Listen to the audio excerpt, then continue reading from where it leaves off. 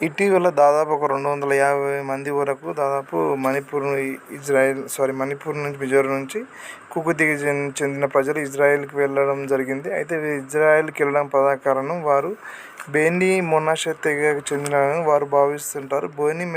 Benny మొనాషే అంటే మొనాషే పిల్లలని అర్థం.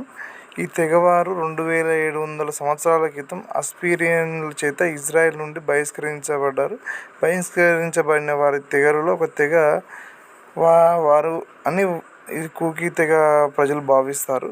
ప్రస్తుతం వారు క్రిస్టియన్ మతంలోకి మారినప్పటికీ ఇప్పటికి కూడా వారు యూదు సంప్రదాయాలు పాటిస్తుంటారు.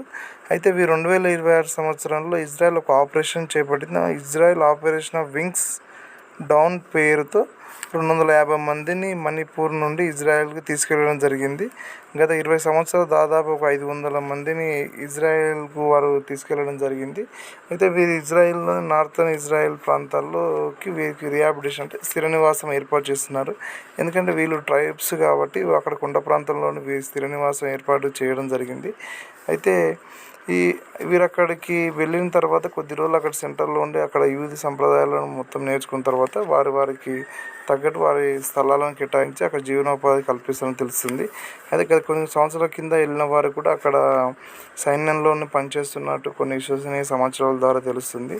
ఏదేమైనప్పటికీ ఇజ్రాయెల్ తిరిగి ప్రపంచంలో వారి దేశానికి సంబంధించిన వ్యక్తులు ఎక్కడ స్థిరపడినా కానీ వారి స్వస్థలాలకు తీసుకెళ్ళి అక్కడ పౌరసత్వం కల్పించే ఏర్పాట్లు చేస్తున్నదని తెలుస్తుంది. అధికారికంగా ఈ కార్యక్రమాన్ని నిర్వహించడం కూడా జరుగుతుంది. ఎందుకంటే ఎప్పటికైనా వారి పుట్టిన ప్రాంతానికి వెళ్ళాలనే కోరిక ప్రజల్లో విశ్వాసాన్ని కలిగిస్తుంది. ఎందుకంటే మా పుట్టిన నేల అని. సో ఇప్పటికి ఇజ్రాయెల్ వారి సంప్రదాయాన్ని కొనసాగిస్తూ అంటే ఇక్కడ ఉన్నప్పటికీ కూడా వారి సంప్రదాయాలను కొనసాగిస్తూ అక్కడ వెళ్ళడం చాలా సంతోషక పరిమాణం అని తెలుస్తుంది.